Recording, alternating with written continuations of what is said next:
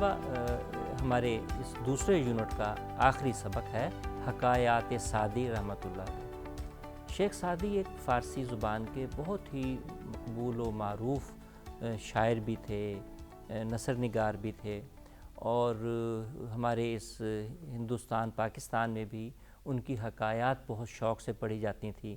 آج تو ہم فارسی نسبتاً کم جانتے ہیں۔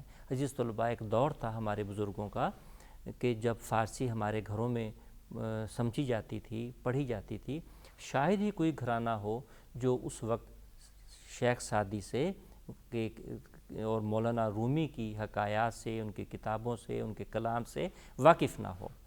بہرحال حکایات سعدی آپ کو جب بھی موقع ملے اس کا اردو ترجمہ بھی پڑھیے اور اس کو آگے بھی سنائیے۔ آپ حکایت کہتے ہیں عزیز طلباء ایسی دانش مندی کی باتوں کو جو انسان کی نصیحت کے لیے ہوتی ہیں، ٹھیک ہے؟ اس میں بعض اوقات ایسی باتیں بھی آ جاتی ہیں جو عام زندگی میں واقعہ نہیں ہو سکتی، لیکن ہماری تعلیم کے لیے، ہمیں سمجھانے کے لیے وہ حکایت کی صورت میں بیان کر دی جاتی ہیں۔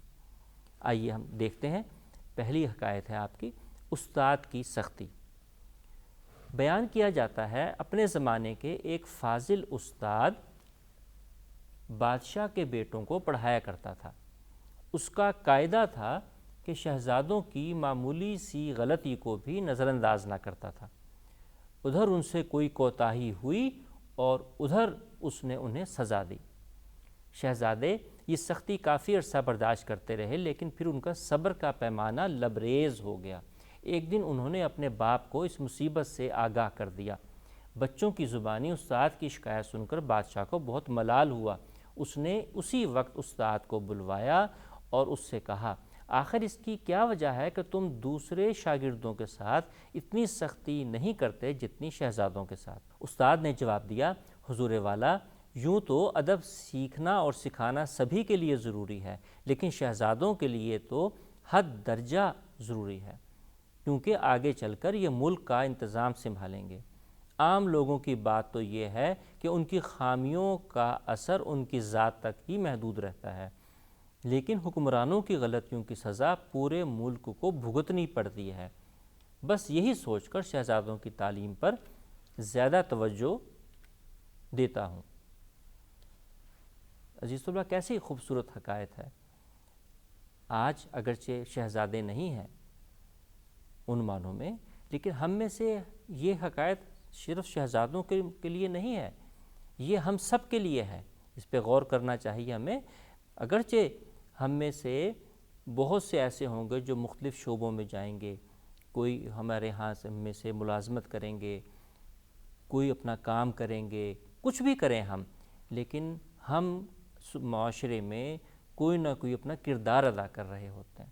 اس لیے ہم اپنے اوپر بھی سختی کریں اس معاملے میں، اخلاق میں، کردار میں۔ یہی اس کا مقصد ہے کہ چیزیں سیکھنے کے معاملے میں ہمیں اپنے اوپر بھی کرنا چاہیے۔ یہ ہم سب کو مخاطب کر رہی ہے یہ جو حکایت ہے۔ دیکھیے، ایک فاضل کا مطلب ایک ہوتا ہے فالتو، یہاں وہ نہیں ہے۔ فاضل کا مطلب ہوتا ہے فضیلت۔ ایک فاضل، عالم فاضل آپ کہتے ہیں نا، ان معنوں میں ہے یہ، بہت پڑھے لکھے۔ اس کا قاعدہ تھا، قاعدہ قانون، ایک آپ کا جو قاعدہ ہوتا ہے پڑھنے کے لیے وہ بھی قانون ہی کی شکل ہوتی ہے۔ اس قاعدے پر عمل کر کے ہم آگے بڑھتے ہیں۔ تو قاعدہ تھا، اس کا طریقہ کار تھا۔ مصیبت سے آگاہ کر دیا، واقف کر دیا۔ ہم کہتے ہیں کہ آپ کو مجھے اس بات سے آگاہ کرنا چاہیے تھا، مجھے بتانا چاہیے تھا۔ بہت ہی ملال کا مطلب افسوس، دکھ، پورے ملک کو بھگتنی پڑتی ہے۔ یہ لفظ آپ کو آتا ہے بھگتنا، عام لفظ ہے عزیز طلباء، لیکن اس کو لکھنے کے لیے بھی آپ دیکھیے کہ غلطی نہ ہو۔ یہ بے ہے کی بنی بھے سے شروع ہوتا ہے۔ دوسری حکایت ہے شکر گزار بندہ۔ شیخ سعدی رحمۃ اللہ علیہ فرماتے ہیں، میں ہمیشہ اللہ تعالیٰ کا شکر گزار بندہ بن کر رہا۔ کبھی ایسا نہ ہوا تھا کہ مصیبت کے زمانے میں میری زبان پر حرف شکایت آیا ہو، لیکن ایک بار ایسا ہوا کہ میرے دل کی یہ حالت بدل گئی۔ بات یہ ہوئی کہ میرا جوتا ٹوٹ گیا اور نیا جوتا خریدنے کے لیے میرے پاس پیسے نہ تھے۔ پاؤں ننگے ہو جانے کی وجہ سے میں بہت ملول تھا۔ اس حالت میں کوفے کی مسجد میں گیا تو وہاں میں نے ایک ایسے شخص کو دیکھا جو دونوں پیروں سے محروم تھا۔ اسے دیکھ کر میری زبان پر بے اختیار کلمات شکر آ گئے کہ میرے پیر تو سلامت ہیں، یہ بیچارہ تو پیروں ہی سے محروم ہے۔ عزیز طلباء، یہ حقائق یہ ہماری روزمرہ زندگی کا مشاہدہ ہے۔ ہم کسی چیز کے نہ ہونے سے یا چھن جانے سے بہت جلدی شکایت کرتے ہیں، معاشرے سے بھی، اپنے گھر والوں سے بھی، عزیز و اقارب سے بھی، اور سب سے بڑھ کر خدا سے بھی۔ ناشکری اس کا مطلب ہے اس حقائق کا کہ ہمیں کسی بھی حال میں اپنی جو قدرت نے، اس معاشرے نے ہمیں چیزیں عطا کی ہیں، اس کا بھی سوچنا چاہیے۔ ہر چیز ہر شخص کے پاس ممکن نہیں ہونا ہوتی۔ حرف شکایت، شکایت کا حرف، یہ نیچے زیر ہے۔ زیر اور زبر اردو پہ ہر لفظ پر نہیں لکھنے میں نہیں آتی، وہ آپ نے خود سے محسوس کرنی ہے کہ یہاں حرف شکایت ہے، یہاں پڑھنے میں آئے گی، بے شک نہ لکھی ہو۔ کوفہ ایک شہر کا نام ہے۔ اسی طرح کلمات شکر، یعنی شکر کے کلمات، یہ زیر ہے، یہاں بھی اضافت ہے۔ کلمہ لفظ کو بھی کہتے ہیں، کلمات شکر، شکر کے الفاظ۔ تیسری حکایت ہے غریب بچے کے دانت۔